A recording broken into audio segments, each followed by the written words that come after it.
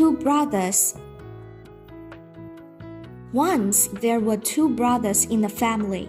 The older one was obedient and hardworking.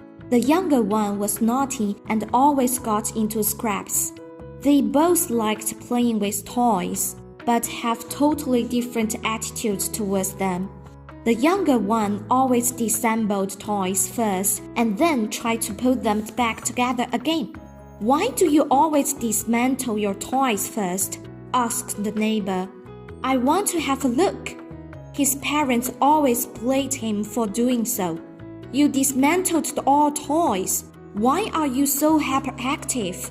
As a matter of fact, his brother's toys were always preserved intact, which won neighbor's prize. Once, to celebrate his excellent grades in the final test, his father bought him an expensive toy. However, what was out of his father's expectation was that he dismantled it again without hesitation, which irritated his father. From then on, his father decided not to buy him toys anymore. Something incredible happened when they grew up.